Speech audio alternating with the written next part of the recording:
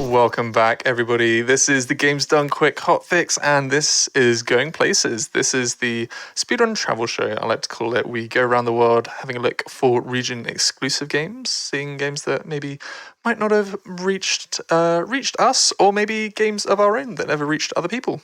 So seeing region-exclusive games, very long-winded way of explaining that, but we also have the games that we would take on the go with handheld consoles, mobile devices, and we've already seen one GBA game. We're about to see another, but just a little bit of housekeeping before we move on to the rest of this Pokemon extravaganza.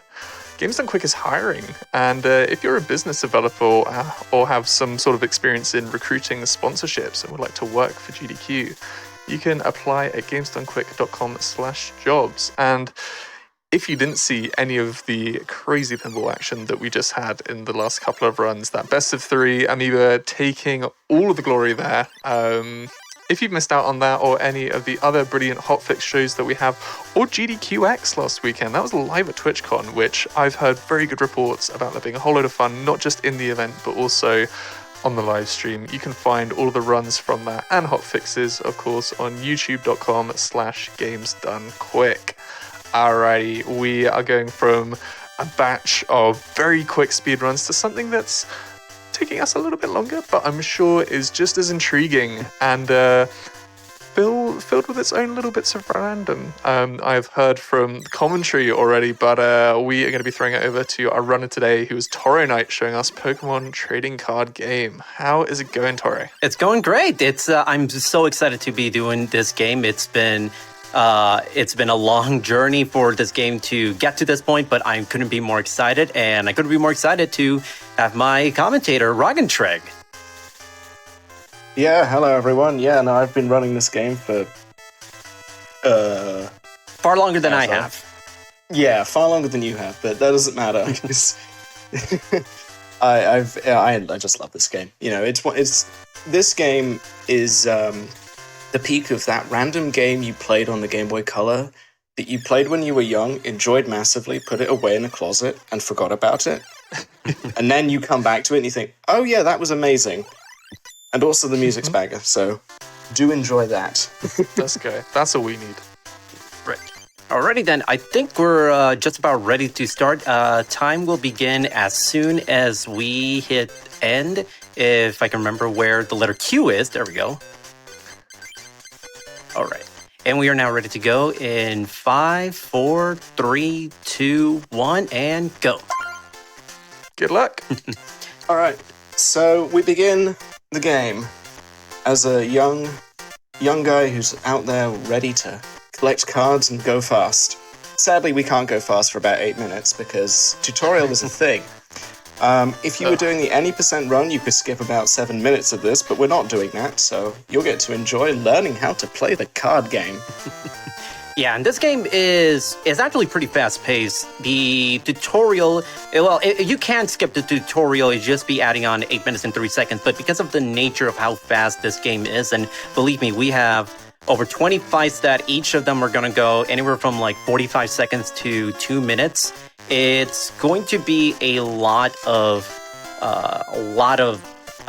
high-octane card action. Whoops, there we go.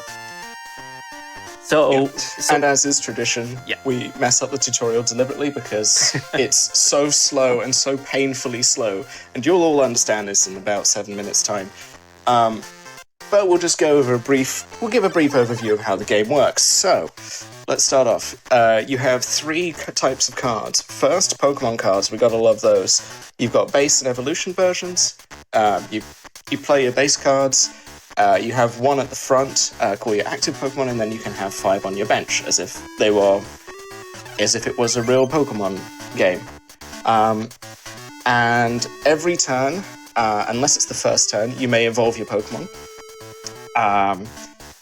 If you have 1 that can be evolved, so like we see a Seaking in our hand, so we'll be evolving that pretty quickly. Then we come to energy cards, which is just the resource for this game. If you know of a mana system in Hearthstone, the mana system there, the land system in Magic the Gathering, you name it, it's this sort of thing. In this case, we attach them directly to the Pokemon so they can use their attacks. Most of the time we'll be only attaching 1 to 2 and all the way up to 4 on some rare occasions in order to attack. But you can only place 1 per turn. Finally, we have trainers, which are completely unhinged and busted. If you remember Yu-Gi-Oh! And your spell cards, they're just instant play. You play the card, you do a thing. So this is one of the most busted formats of Pokemon of all time in the sheer amount of card draw you get. So, for example, we have a card called Bill, which is basically Pot of Greed, but no one remembers what Pot of Greed does, so Bill is much easier to understand in that you just draw 2 cards. Pot of Greed is still a mystery to me to this day, but the more powerful version of that is Professor Oak, who draws 7 cards, but after you discard your hand, which is not much of a cost, as you'll soon find out. And I'll go over certain ones that, when we see them in a run, I'll explain what they do, because some are more important than others. Now, the deck that we're going to be running, first of all, I will not reveal what the deck's going to be for another 6 minutes, or 5.5, 6 minutes. So each deck has its own set of cards, including trainers, where depending on what you pick, you'll have certain trainers that can help you tremendously throughout the run early on, or they may require you to do a little bit of extra work just to be able to sort of catch up. But the 3 decks are based on the starters: Squirtle, Charmander, Bulbasaur. I have with me a plush of the deck that I'm using, but I'm not going to reveal it. I want chat to sort of guess what we will be running. If I was more knowledgeable in this sort of thing, I would give a guess, but I'm probably the worst person to ask. But it'll be interesting to see what chat comes up with. Well, how about you, Hib? What are you thinking out of the original 3? Which do you think is the fastest? Am I just picking between a number to 1 or 3, or is there a little more information that you can? You're picking Squirtle, Charmander, or Bulbasaur. It's that simple. Well, we got it. What about Squirtle? Squirtle's always. Everybody roots for Squirtle to win. And legitimately, Squirtle is my favorite Gen 1 starter. That's a reasonable take. Okay, you're mentioning a lot of Squirtle. There's a lot of people thinking I'm not falling for that Squirtle. crap. Let's just go Bulbasaur. You're going Bulbasaur? Okay, sure. Yeah. It's a reasonable guess. We're seeing a Squirtle in chat. Ooh, 2 Squirtles. Yeah, okay. Got a few. I've got 1 Bulbasaur, a few Squirtles. No love for Charmander.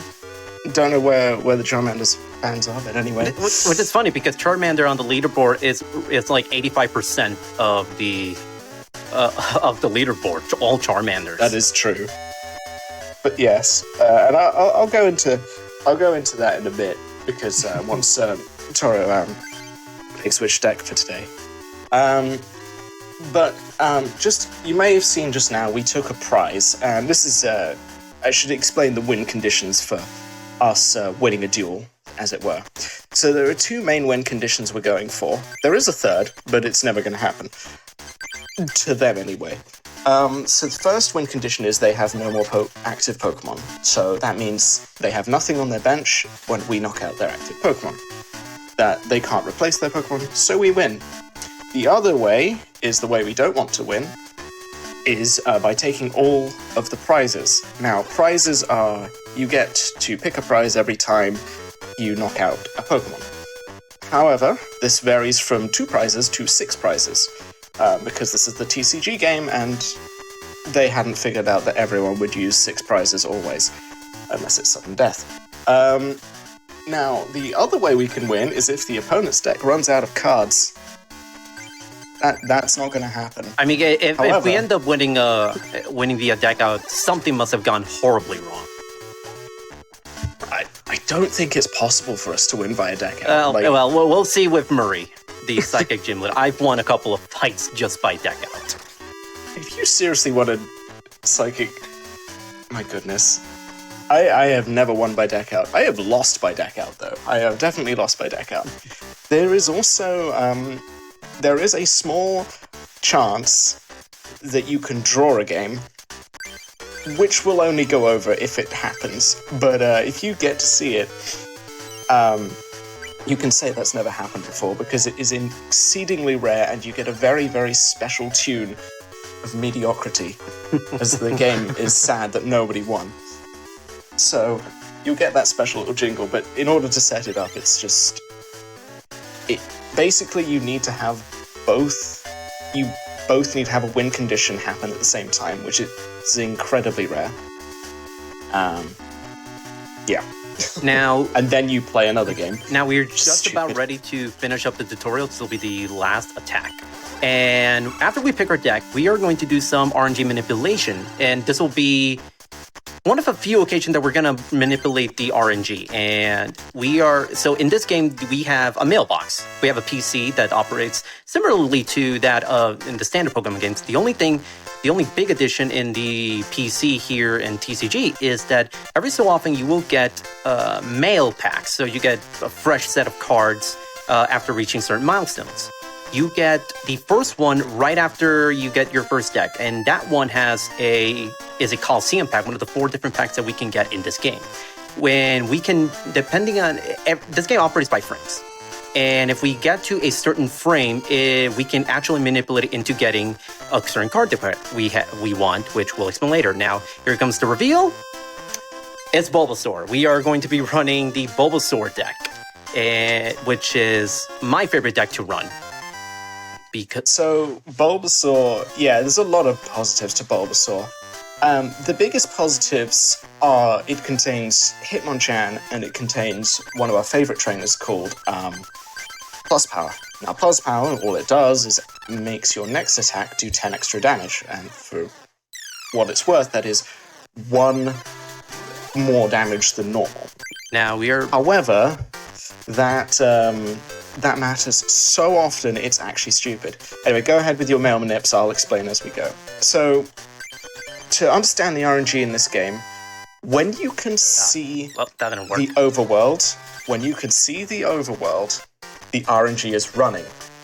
When you cannot see the overworld, the RNG is paused. Which means that basically, in duels, your RNG is frozen until it is called upon. This means we can manipulate things. And he hit it second try. There we go. So we were looking for that Hitmonchan. So, I'll let you do your deck edits because that takes a lot. The reason why we went for Hitmonchan is because having 2 Hitmonchans is really, really good. But not only that, Hitmonchan, strangely enough, is the only card in this big mail manipulation of RNG where there are 5 consecutive frames where you can get Hitmonchan if you just hit any of them. And we hit one of them, and I believe that was the 2nd or the 3rd frame.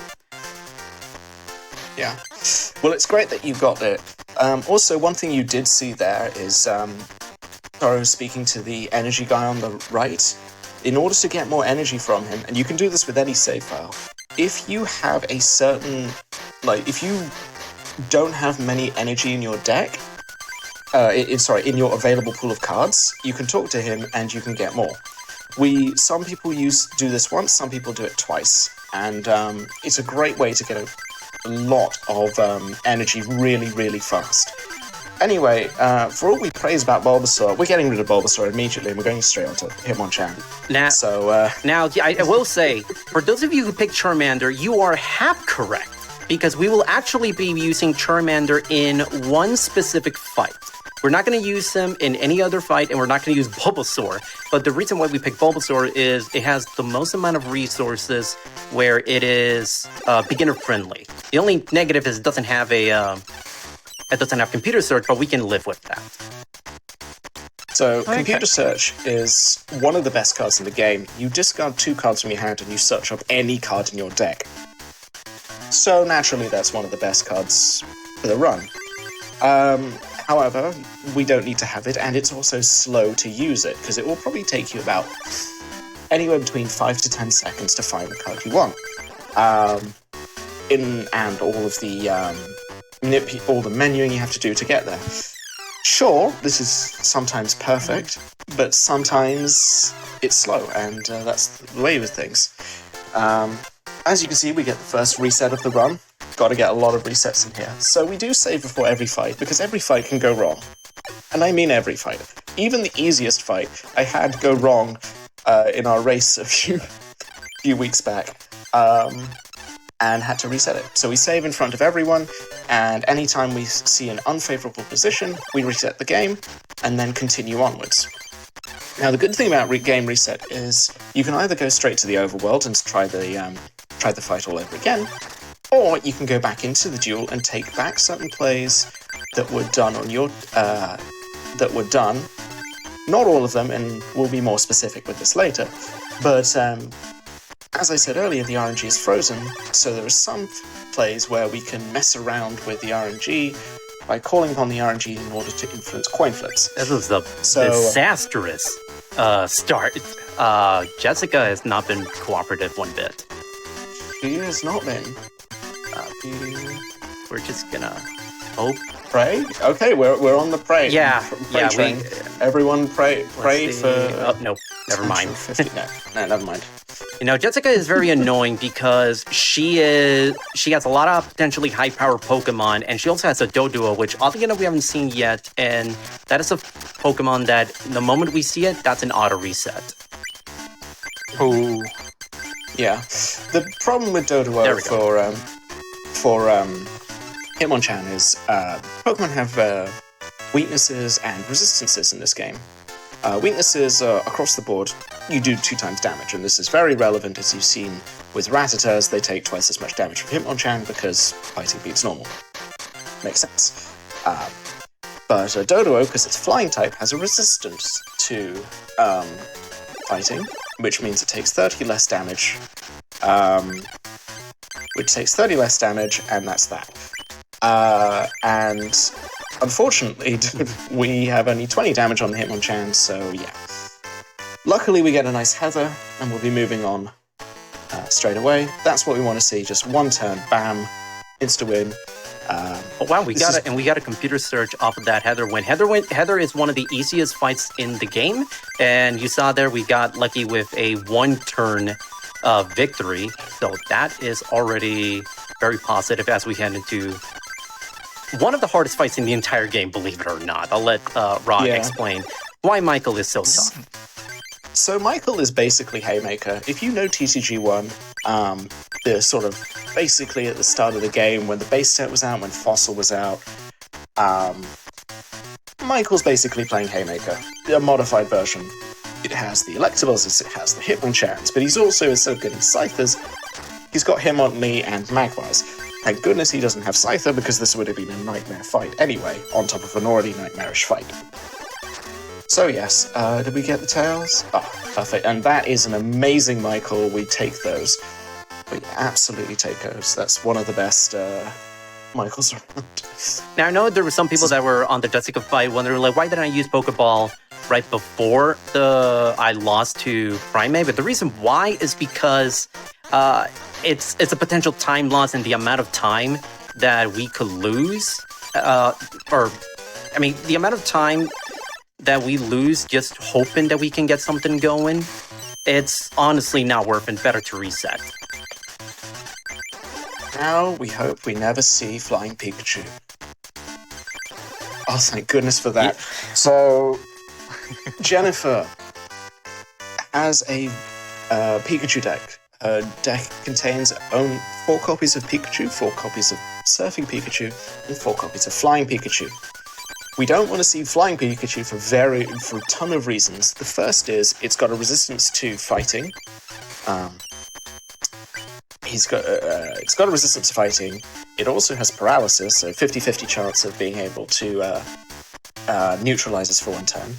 And if it ever gets to 3 energy, it's got a 50% chance to just totally negate anything we do. Thankfully, we didn't see it, and that's what we want to see. And we keep on cruising. Now, I've seen that your packs so far have been pretty sweet. I mean, Item Finder, Computer Search... Well, we don't have a Dugtrio, which is very concerning, because we don't have any chances to get a Dugtrio. So, one thing about packs in this game is, yes, we can mail manipulation and whatnot, but packs are weighted 1 way or another, depending on what trainer it is. So if you get a pack from a lightning person like Nicholas, the Pokemon, the rare card inside the pack is more likely to be... Oh my... Asking you shall receive. I've never had that happen to me on Nicholas. I've never had Nicholas spawn 2 straight Dugtrio. That is exceedingly rare. I have no words for the good luck that is. So I was saying that you had a much higher chance for getting an electric Pokemon out of that pack. However, we got 2 Dugtrios back to back, which is unbelievable. This means that the end game deck is already basically sorted. We have no worries about that. Now the last Pokemon we'll be looking for is actually an Articuno from Evolution Packs, I believe, or was it? I think no, it's a Mystery. I believe it's Mystery. Okay, yeah. So we'll be looking for Articuno, but it's not the end of the world if we miss Articuno. It's just extra safe. So now that we're at our first club leader battle, you can all groove in the chat. That's good. But the shocking thing about this game, and something that no one ever tells you, is the club battle leaders, the Elite Four, and Ronald. That is going to be that's a reset. All of those fights are cheats, and let me explain how they cheat to you. So, in their opening hand, they are guaranteed to have 2 basic Pokemon and 2 energy, and then they are guaranteed to have another 2 in the following 6 cards at the top of their deck. This means that most gym leader fights, or club leader fights, are 4 prizes, incredibly slow, and the biggest time losses of the run. But because they're always like that, we get extra surprised when we get a 2-turn win, 3-turn win, just when they only have 2 Pokemon out. And there are very, very rare and niche situations where you actually get a first-turn win. But those are incredibly rare, and if we ever get it, then it's just... This has not been a very, very good Isaac. No, Isaac's being mean. Very, very That's mean. for sure. And normally, a lot of runners like to opt into Isaac much later using Diglets and Dugtrios, mainly because it avoids having to deal with potentially getting KO'd, but Himachan is potentially faster, but it's just been really unlucky with the coin flips. Yeah. So, Isaac has a lot of Pokemon, namely Magnemite and Electabuzz, which like to paralyze you. Now, paralysis means if you see that Pikachu head, that's heads, we cannot do anything, we can't attack next turn. Now, this can be stopped with full heal, or if you have a Pokemon on the bench and you use a switch, you could swap to it and then swap back to continue to attack. However, this is the weakness of having only Hitmonchan at the beginning of the game. The weakness is that it's much harder to switch the Hitmonchans round because you don't have as many of them, and you don't have as much access to full heals and switches early on. Luckily, we've got a Kangaskhan here, which is slow, but thankfully didn't put any energy on it, so that's good for us. And we have potions and a computer search, so this should be the one to win. Yeah. Well, I mean, if you get paralyzed here, you can show off RNG manipulation. So you can soft reset here and just use a computer search to pull RNG, or you can just keep fighting it. Yeah, we'll just opt into the full heal because I just want to get out of this Isaac fight. That's fair. So what I was mentioning there is that you could use the computer search to manipulate the RNG. So one option you have when you're faced with the paralysis is that you can reset the game, continue the duel, and then you will be back to your turn. At that point, the RNG is still the same as before, and the coin flip will still be a heads. However, if you use a coin flip or a deck shuffle effect, like computer search or Pokeball, then that next coin flip will be called to the next point in RNG, and maybe it's a tails, maybe it's a heads. It's still a 50-50, but it's one more way to avoid paralysis. Okay, then now that we got this nightmare out of the way, the run, I would say the run can sort of start to take shape now. So one thing you've been noticing with Michael and Chris is that these are sort of really out-the-way weird fights, and Jessica as well. So the fighting leader sent his disciples out to various clubs for you to go and find out. Fight them, and then you can go back and fight him. We won't be fighting him for a long time, even though this is the final disciple here. Chris. We don't have any healing, so we are not winning this one. So Chris is essentially a mini Michael, where he has a lot of potentially dangerous Pokemon, but I think now this is a 2-Hitmon chance. And this looks favorable.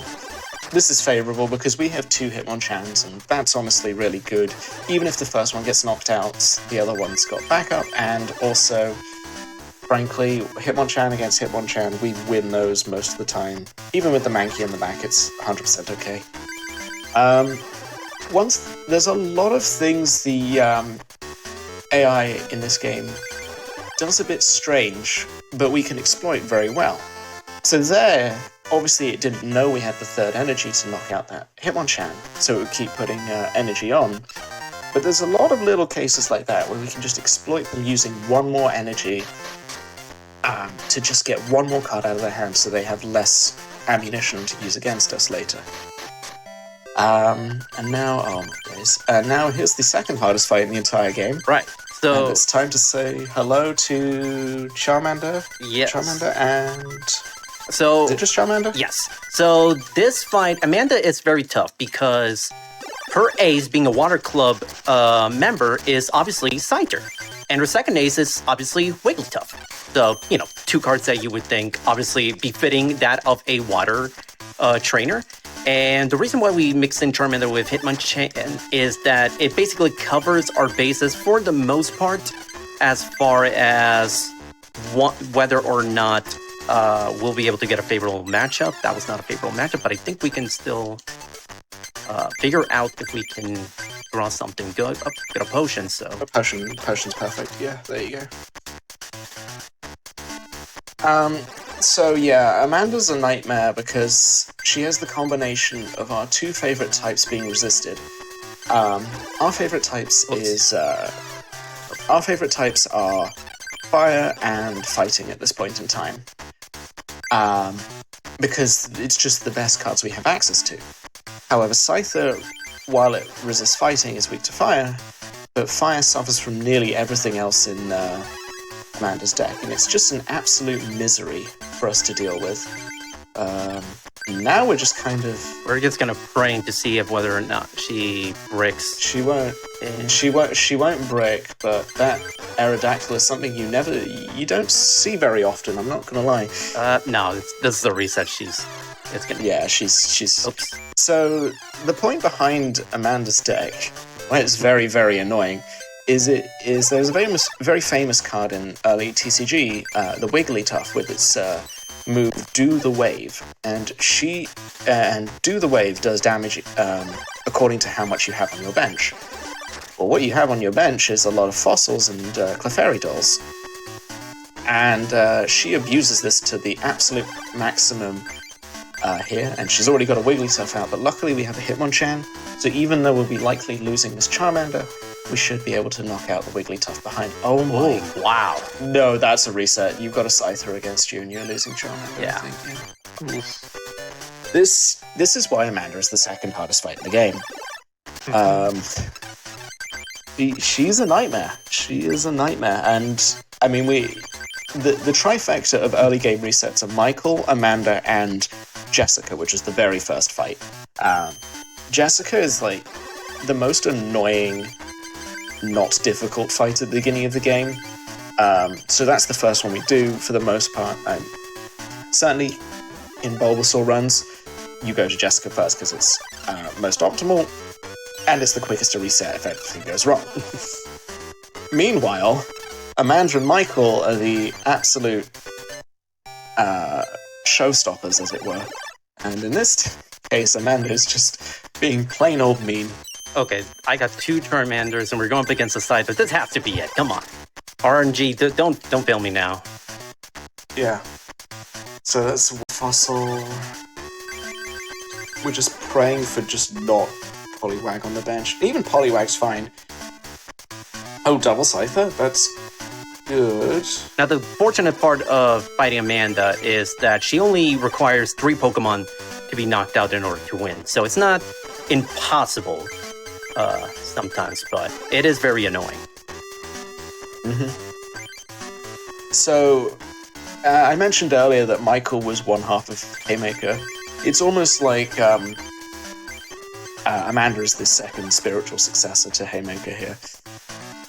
Unfortunately, we can't pick up prizes off knocking out fossils, because otherwise this fight would be infinitely easier, but that's just not the case. So now we just have to get rid of this last Jigglypuff and now we're good. Oh wow, we actually... Yeah.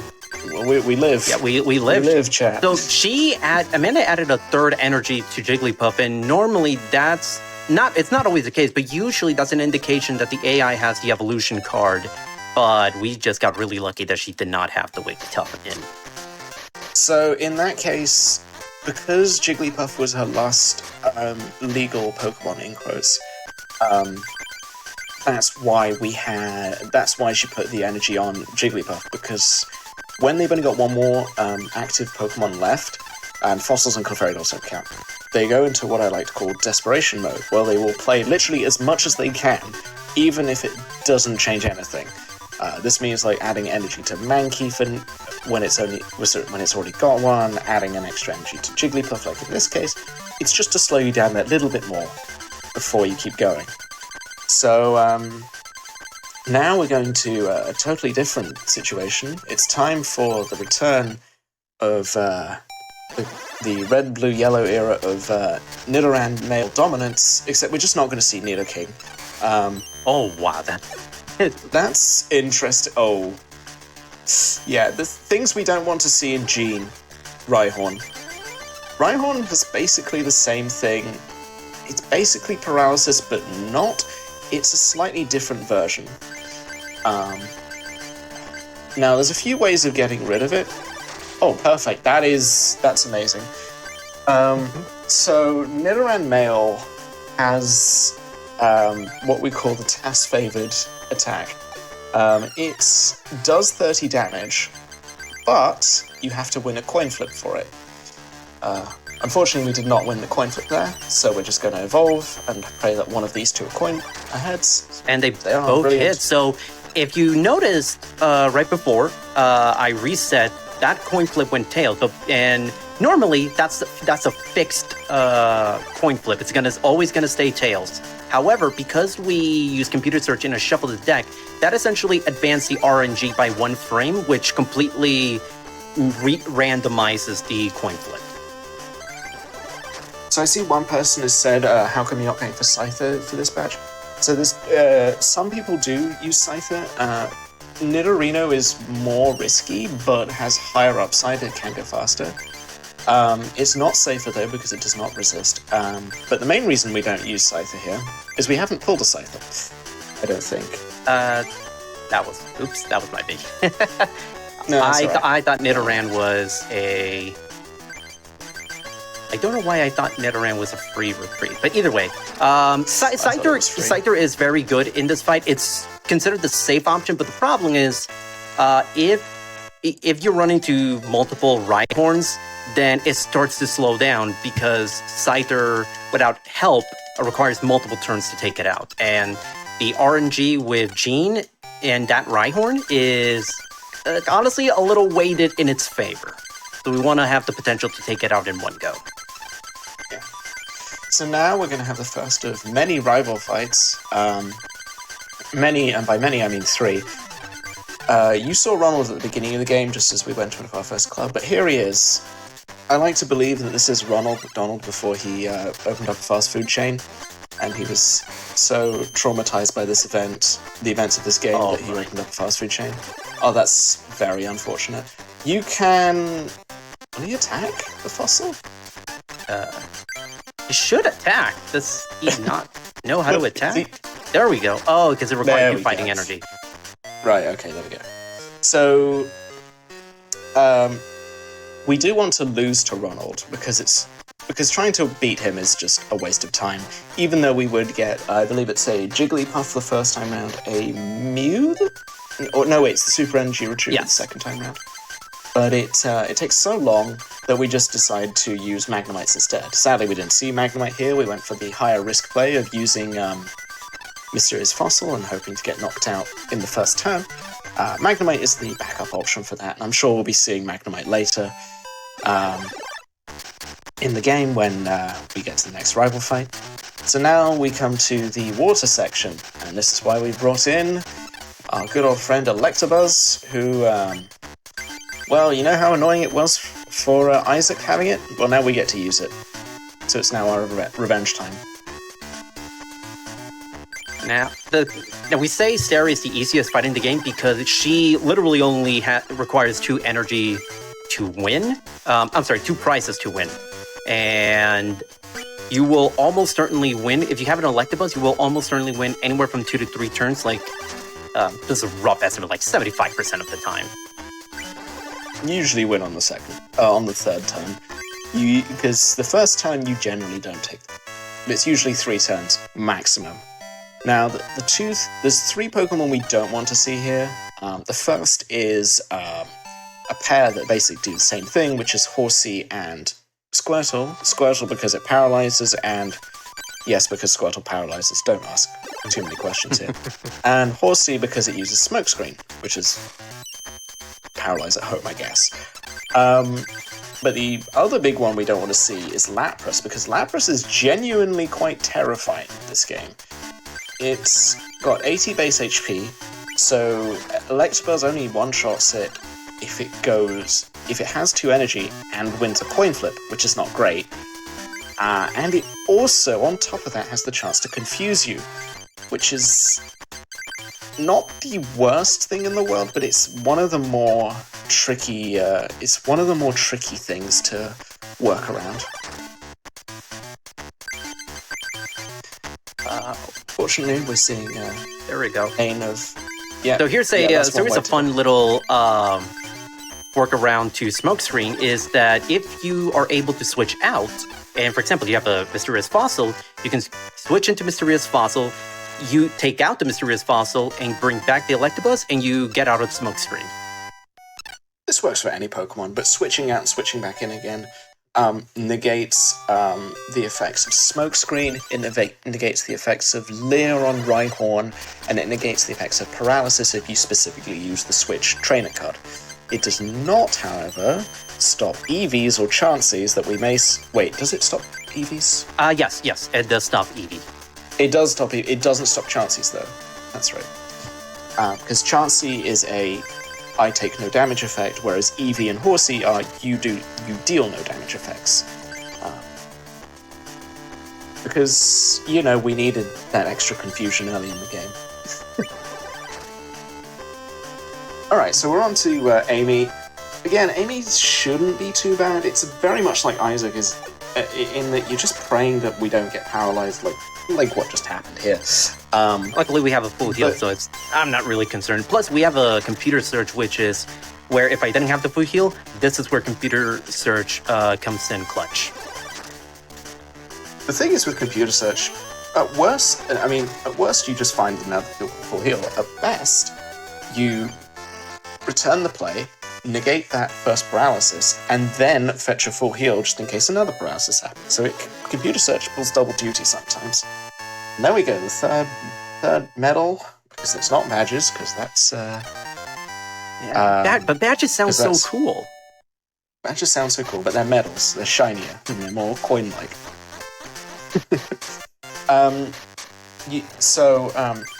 Just to bring up to speed on the coin flips. So yes, you can, to some extent, manipulate coin flips, because, as mentioned earlier, the RNG, while you cannot see the overworld, the RNG is frozen in time, which means while you're in any duel, the RNG is frozen until it is called upon. So a coin flip will move the RNG by 1 increment, and computer search effects we'll shuffle the deck and do it by a whole lot more increments.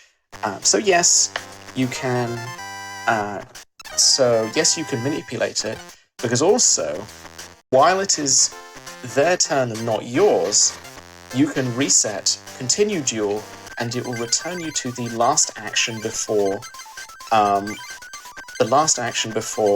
their turn, in which case usually it's an attack. So you can bring the game backwards, change the RNG, and then continue forwards and hope that you don't get a negative coin flip for you. So now it's time for Dugtrio to shine. Do you have 3 of them then? Yes, we have 3 Dugtrio, which is perfect for this fight because we didn't draw a single Diglett or Dugtrio, so this is awesome. Yeah. Oh boy. So, naturally, the Fire Club, known for its fire Pokemon such as Chansey and Kangaskhan and Jigglypuff. Oh my lord! And Scrunch and Scrunch and Scrunch. So, yeah, Ken, I swear Ken has fire Pokemon somewhere in his deck. I think it's Magmar and Growlithe and Arcanine, but he also has Jigglypuffs, Chanseys, and Kangaskhan's. Because. And after this fight, we're essentially going to be fighting the Husson deck of Ken, which is Murray, which is essentially the same type of deck, except switch up the fire-type Pokemon with, like, a low amount of... Psychic. Yeah, low amount of Psychic. Thank you. Except the difference between Murray and... Murray, which is the Psychic leader, and just Ken here, is that the fire Pokemon prove no problem really to us. However, the Psychic Pokemon are among the most annoying in the game, including Mr. Mime. Q keys are on. No, wait, that's Jinx. Sorry, no, it's the wrong one. Forget him. But Mr. Mime is the most annoying thing in the world because it limits the damage it takes to 20. If you do more damage than 20, you deal no damage. This means a Dugtrio cannot physically hurt a Mr. Mime. This is an incredibly annoying part of that fight, and part of the reason why a lot of the time you don't tend to evolve your Diglets to Dugtrios unless you see no Mr. Mimes or the second one is knocked out. And that's just the Mr. Mimes. If the other half of the Psychics is Abracadabra and Alakazam. And if he ever evolves to Alakazam, the game is just over.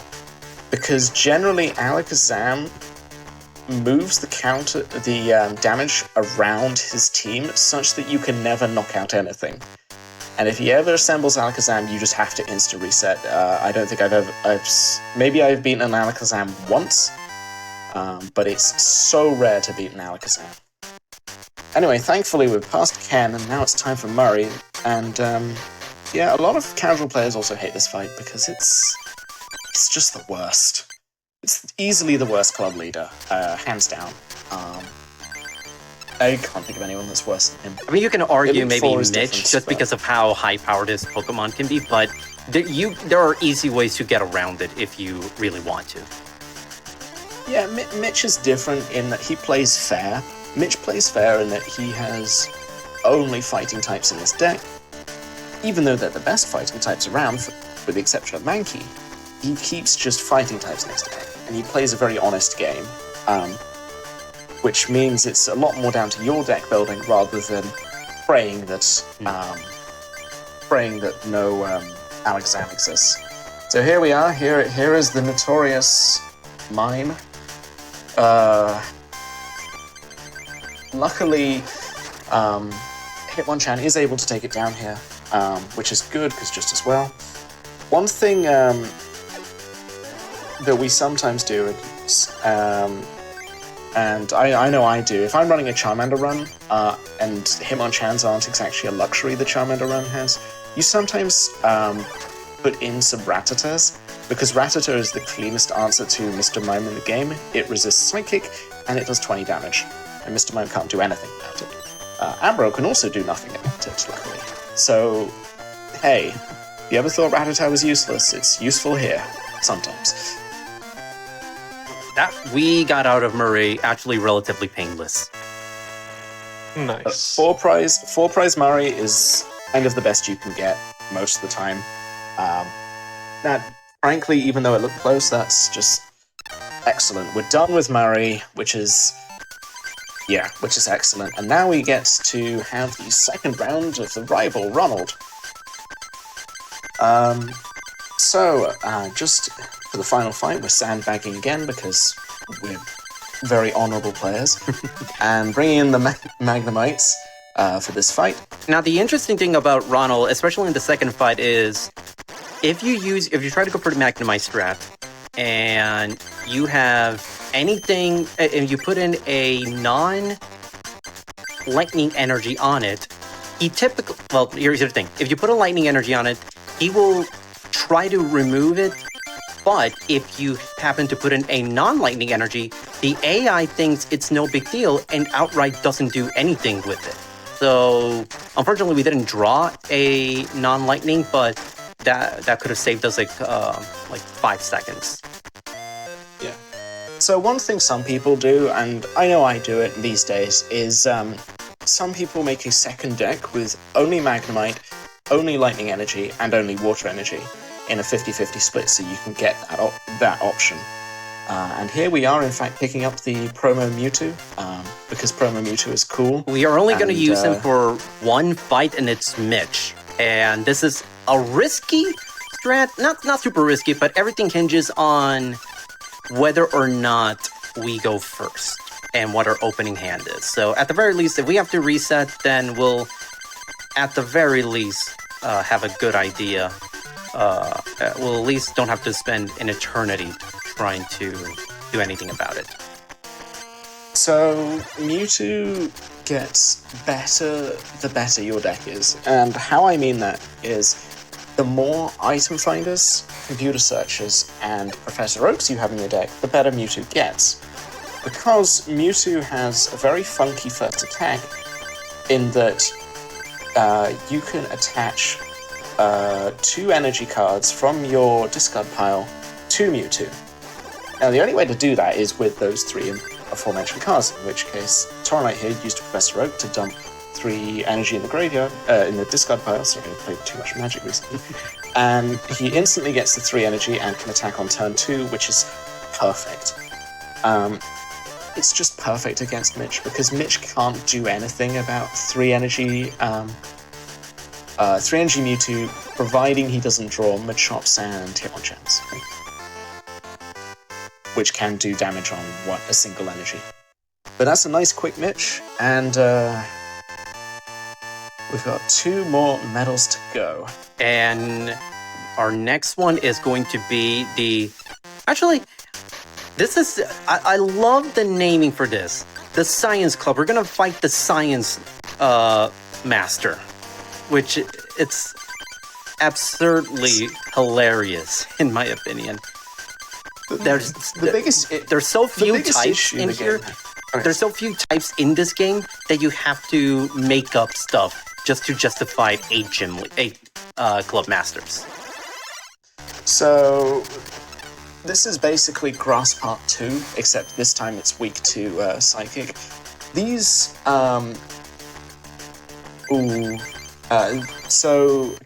Science basically means Psychic Pokemon and Grimer and Coughing, because Poison is very scientific. Yes. Okay, we got a heads there, so we are guaranteed a heads, meaning we'll get a Kadabra, which is going to be the reason we're going to be winning this fight, in all honesty. Oh, and we still got a head to Paralyze Mewtwo, so it didn't matter. That's very nice, yeah. So this is a very good example of coin flip manipulation. We knew we were getting our heads, so we can, instead of spending it to paralyze the Mewtwo, which is kind of doing nothing, we can spend it on getting the coin flip heads on Pokemon, which means we can search, which is excellent. It means we guarantee the search, we guarantee the Kadabra, and Kadabra just absolutely normally does really well in this fight. However, Weezing does introduce some interesting... I think... what are you looking for? We're gonna go... Oh, you're gonna Gust. We're gonna Gust into it and just get rid of it. I much rather The cool thing is we have a full heal, so even if Grimer paralyzes us, it's not going to matter because we have a full heal. So the reason we were worried there about Weezing is Weezing has a 50-50 chance, well, 100% chance to inflict something annoying to you. Half the time it's confusion, and the other half is poison. Both of which are pretty bad. Poison just means we're on a very strict clock, and confusion means there's a lot of coin flips and none of them are good. So anyway, that's that done with the science, and now we're finally on to the other grass energy gym leader. After one final fight with one of the most irritating grass members of all, with her deck, Kaleidoscope, because it doesn't make any sense. I'm sorry, it's etc. Yeah, she is arguably the most annoying fight in the game because she has, as a grass-type gym leader, she has a Magmar, she has a Jinx, she has a Machop, she has a Ghastly. By the way, this is a grass-type trainer. She has a Pikachu and a Diglett. Yep. So all normal things that grass-type... We have a Pokeball, so there we go. Yeah, there we go. Using the power of Coin Flip Pokeball once more to guarantee a Kadabra, which is basically does damage as opposed to doing absolutely no damage like Abra does. The one weakness of this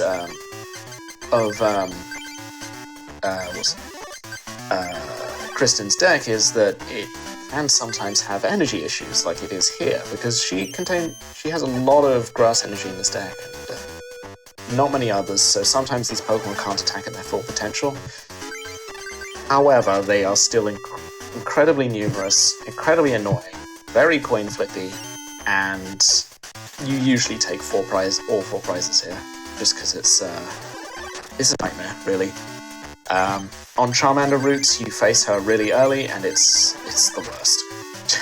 Fighting this without Abracadabra is...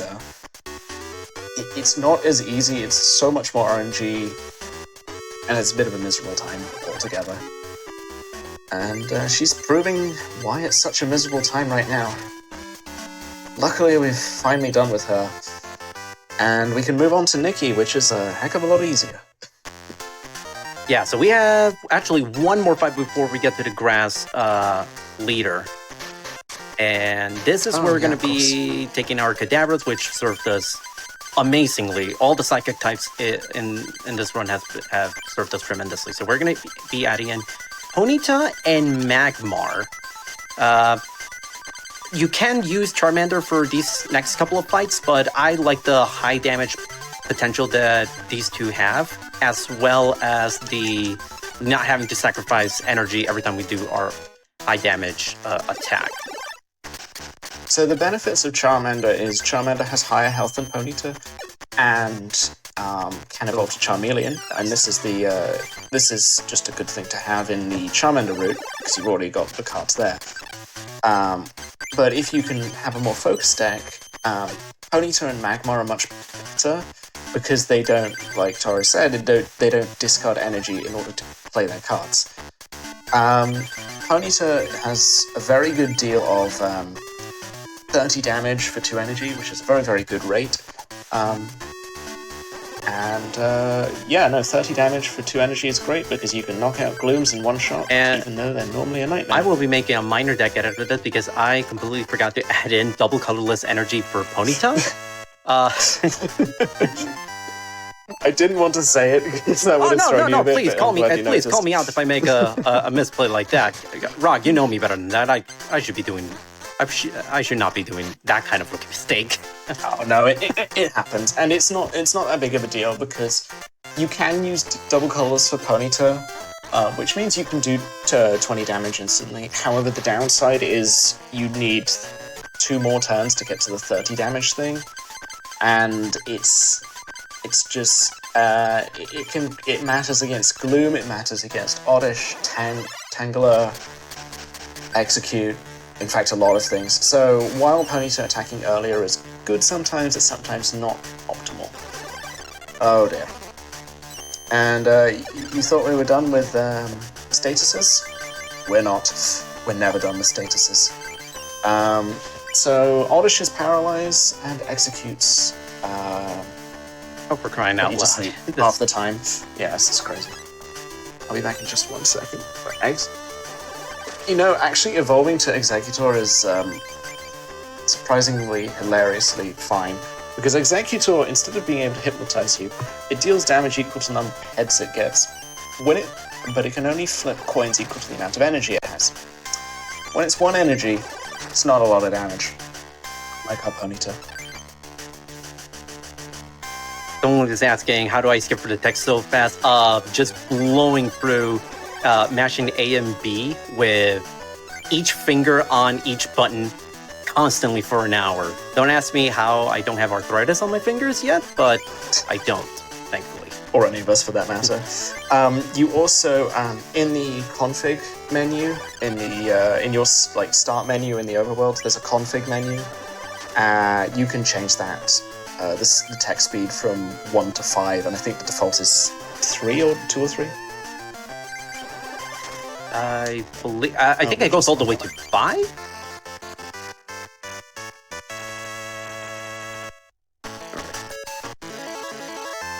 Alrighty then.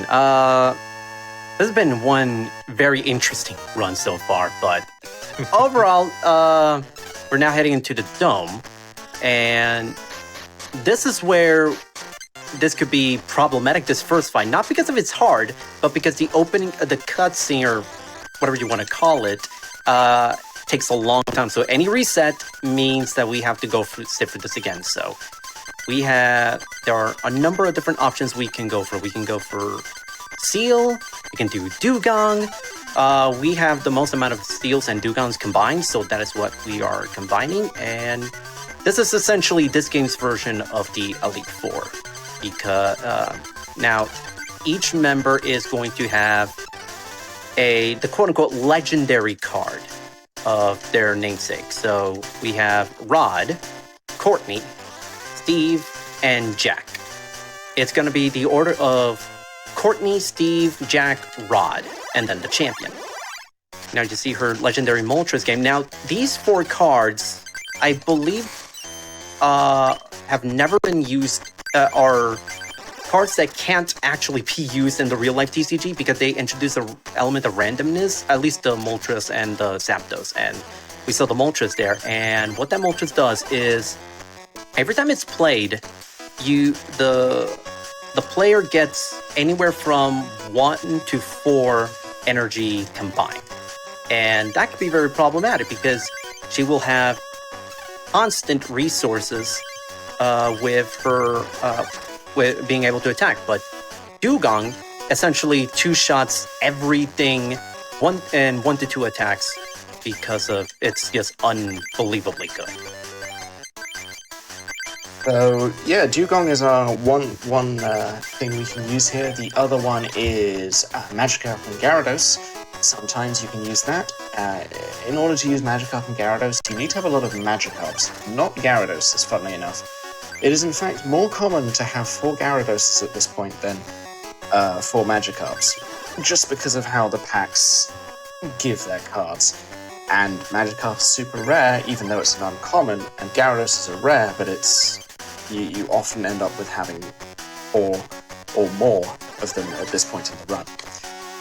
The other option we sometimes use, and some people manipulate for, with the mail manips that we did at the beginning of the run, some people delay that for later, and then manipulate for an Articuno, because Articuno it's just very good at what it does. The good thing about Articuno is it's a base Pokemon. You're guaranteed to have it. You don't need to look for an evolution. The downside is that a lot more coin flips are involved.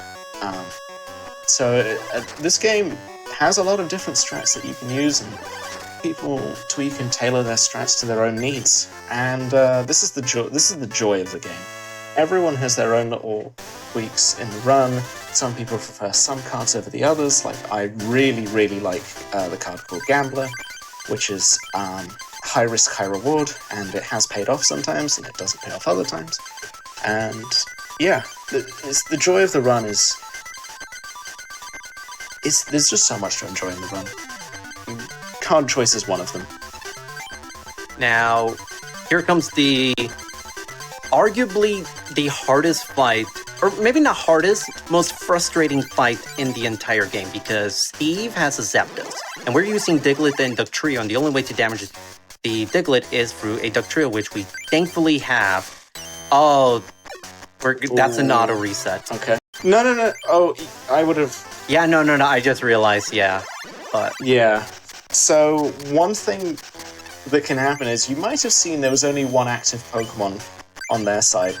If there's only one active Pokemon, that means they're holding one of the legendary birds in hand. Zapdos is by far the most annoying in that it can KO our Diglett by just landing on the bench, because it deals 30 damage to a random Pokemon not named Zapdos on the field. However, it is due to coding, I'm just going to say coding because the actual math behind it is confusing to say the least, there is a much higher chance for our side to be hit than theirs. Yes, they can hit their own Pokemon, but it's unlikely. And, yeah. If you're... Zapdos is just... If you were using a New Game Plus run where you're allowed 4 copies of any card with everything, Legendary Zapdos is the most busted card in the game by miles because of that 30 damage thing, but also it just does 70 damage ignoring resistances, which takes out pretty much anything in the game. It's just the most busted card by miles. Now we come to arguably the actual hardest fight, not necessarily annoying, of the game, and this is Jack. Jack, we have many words for Jack. None of them should be uttered on this stream. Articuno is the least of our worries. Our big worry is the Lapras. Now, Lapras... Lapras. It's so dangerous for a Lapras to be against Diglett, because poor little Diglett only has 30 health, and Lapras can deal 30 damage in 2 turns, unless you disrupt him with energy removal.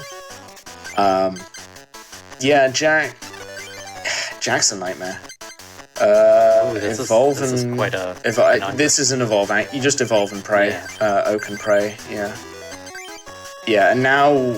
There were a lot of good trainers that we missed out on. Yeah, and this is the other risk of Lapras is, if it's kept alive, it can... Okay, now here we're gonna have to use some funky... Let's see if this works. Okay. We're gonna try something a little bit funky, but the hope is that Diglett will essentially be our sacrificial lamb, and I will be able to use that time to set up the trio and just outright take out everything. Yeah, Lapras. The problem there that we had was Dugtrio had taken a confusion hit, which is the most irritating one to get rid of. Oh my goodness. It's easily the most irritating status to get rid of, because you coin flip when you attack, you coin flip when you try to switch, and if you fail the attack coin flip, then you take 30 damage, which is a lot, and this is... Oh my god. This is one of the more nightmarish Jacks that I've seen in a long time. Like... I think this is a... I think reset's going to be faster than... Yeah. I mean, okay, I don't want to say there was no win condition there, but it would have been a very lengthy win condition. That's the problem. Yeah. Anything? Let's see. What? That's a reset. Yeah. So one thing you can do is if you hold down A and B while the coin is in the air, you can press start and select as it once it's shown what face it is, and then that will reset you to before the coin flip. If you don't hold down A and B beforehand, you will press A to continue past the coin flip, and at that point, the coin flip is considered to have resolved, which is annoying. The other thing you can do is, and in rare cases you will, if you put your energy on the wrong Pokemon for whatever reason, as long as you don't press A past it, you can do a hard reset by turning the console on and off again, and the energy will not have considered to be put on. This is useful in some situations where you've messed up and you don't want to admit you're a bad runner. Me, I've done that so many times. But there's a lot of things you can do. There's just so much you can do in this game. One thing we're hopefully not going to see in this run, because we've got so many Doug Trios, is prize manipulation, which sounds weird. If you knock out a Pokemon, you pick a prize. Because the prize isn't fixed, you can choose a different prize every time you knock out. If you're looking for one specific card. This sometimes happens when you've got a single Doug Trio because you've been unlucky, and you just need that Doug Trio in order to win the fight. So you'll knock out a Pokemon, see if it's Doug Trio. If not, reset, go back, go for another. And there's other situations like that too. But there's a lot of ways of just playing around with the game and trying to get the favorable result. Good lord. This is... Jack's just being mean today on the highest level. Jack is one of the worst fights in the game, to be perfectly honest. Easily. I mean, I think he is the worst. Normally I thought it was maybe Steve, but no, it's this one. Actually, no. Ditto is not going to be an issue, so we should focus on the Articuno. Yeah. So, just to answer a question, and to reiterate this, while you are in a duel, the RNG is in quotes frozen, so it won't be advancing. It won't be advancing through the numbers. So every time you hit a coin flip, it will be the same coin flip until, even if you rewind time, until you hit another condition for the RNG to change, like flipping a different coin, or computer searching, like searching through your deck to find something else. The same can be true if the opponent does those things in a different order, which is rare, but can happen. But if you see a coin flip, it's going to be the same thing, unless you rewind time and do something different.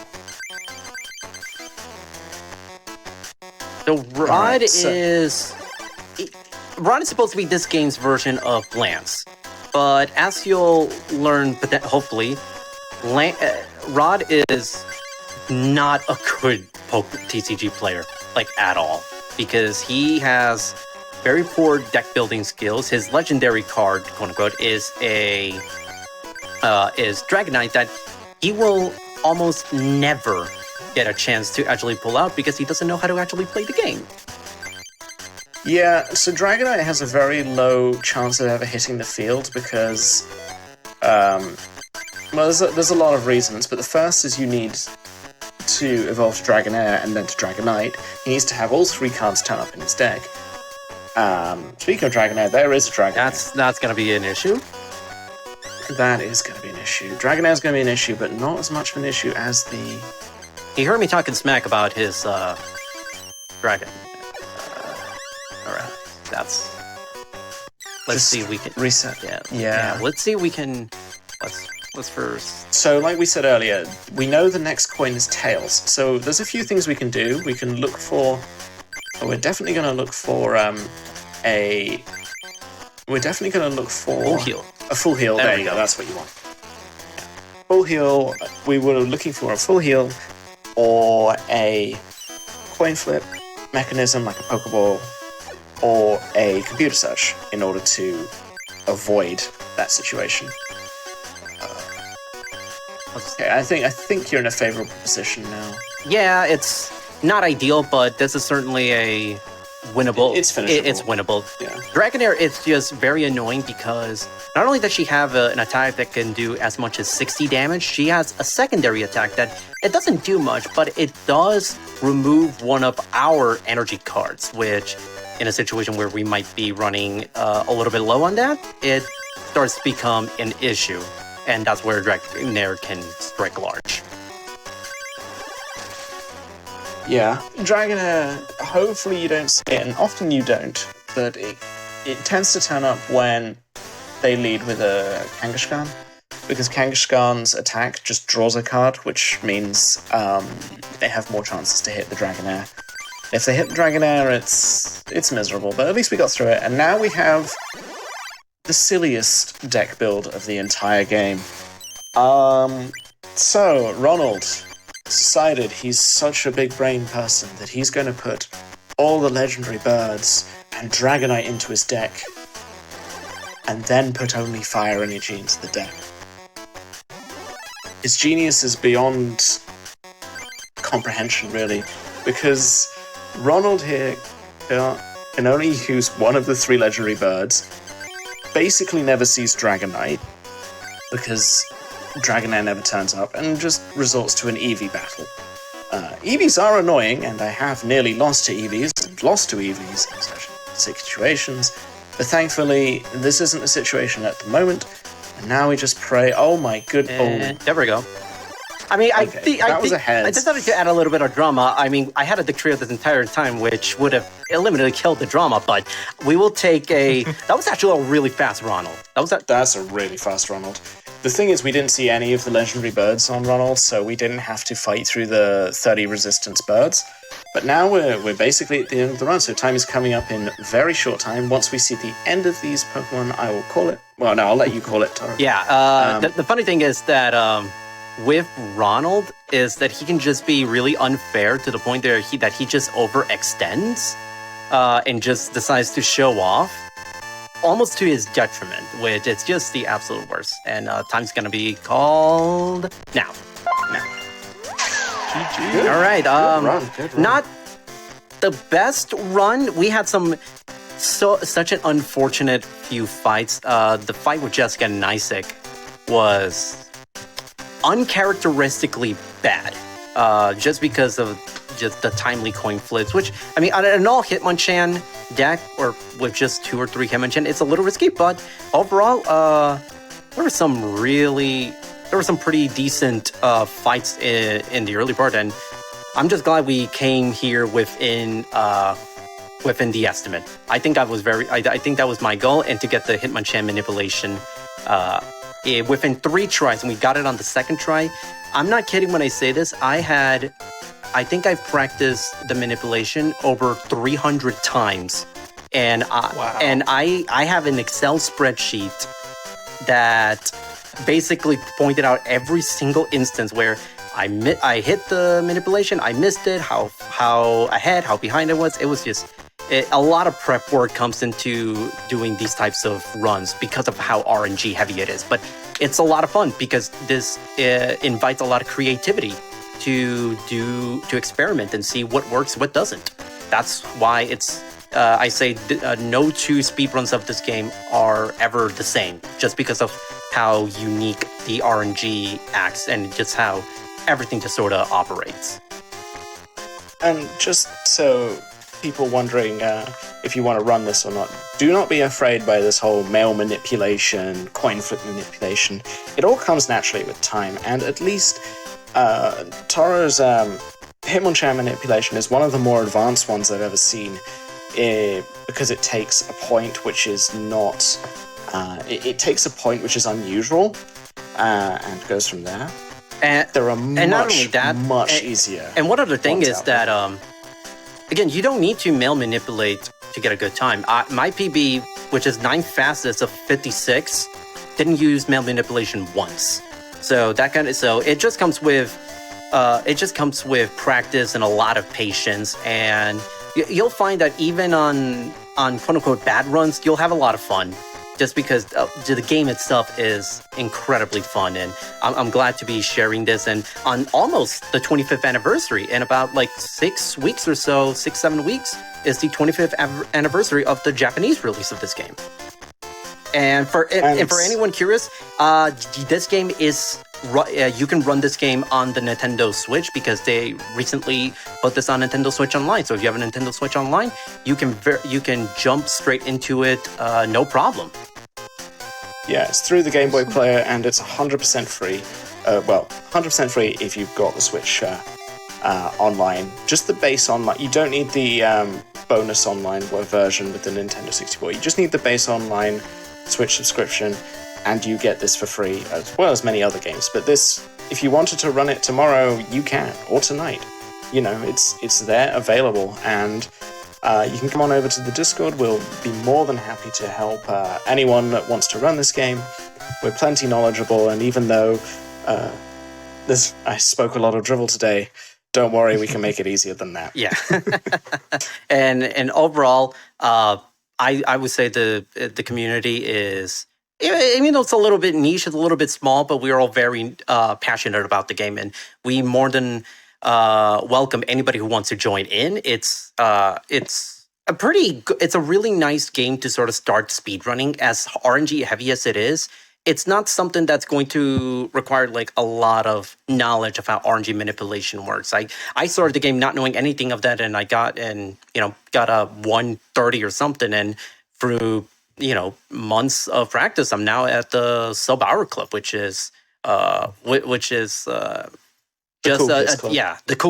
Cool Kids Club, and also a testament that anybody can do well. If I can get a sub-hour and land in a top 10, anyone can, and I think that's the beauty of this game. And one last thing is, I see someone in chat ask for the sequel. Yes, there are speedruns available for the sequel. However, the sequel is a miserable game compared to this one for multiple reasons. The main one is it's so much harder than this one. It's just every deck you fight against is a lot tougher, a lot more optimized than TCG ones are. It's twice as long as this run, unless you use more extensive manipulation. It's an experience. I've done it once. I'm not going back soon, but I've done it. I've heard that the difficulty spike is dramatically higher than in this one, and it's one that I dare not try. So I'm just going to. I'm going to avoid it. If I ever play it, it's going to be a casual one. Also, it's a little bit hard to sort of get by as far as conventional methods, because this game was only came out in Japan, and it required a fan translation patch just to make it actually playable for us English speakers. Yeah, it's a lot of work has been done for that, and it's available and whatnot. But it's a rare gem of a game that is incredibly difficult.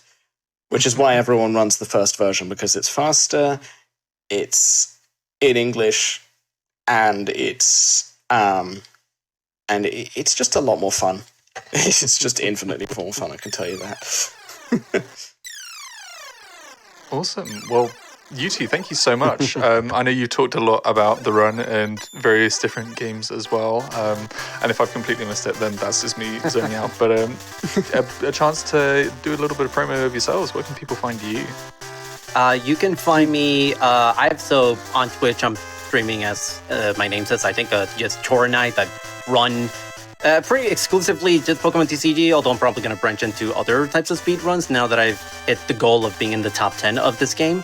And I have a YouTube channel where, I'll do some nice, some good little side content related to TCG and some other stuff, which is also the same name. But yeah, you can find me on Twitch just streaming this game. Much better than today. But overall, it was a lot of fun today.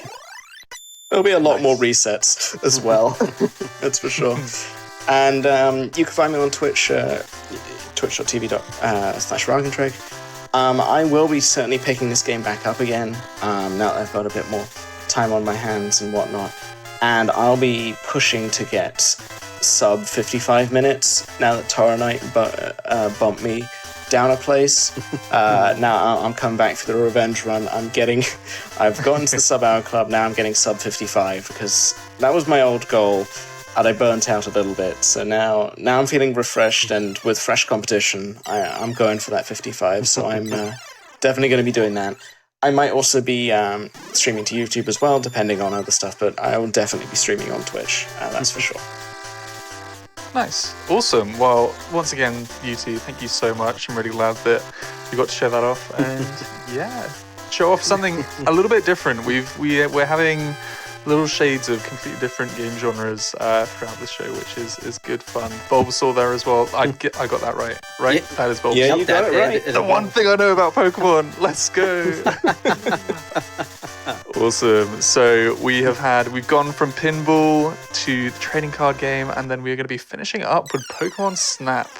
I'm going to find out from the runner what the best way to pronounce his name is, but Quo, I believe, is probably how you say it. He's going to be with us just after this break to show us the last run of this Pokemon theme going places. Folks, do stick with us. We're going to have a little break. Make sure you're taking care of yourselves whilst we've got these little 5 to 10 minutes to set up the next run, and then, more hotfix action coming for you tonight. We'll see you in a sec, folks.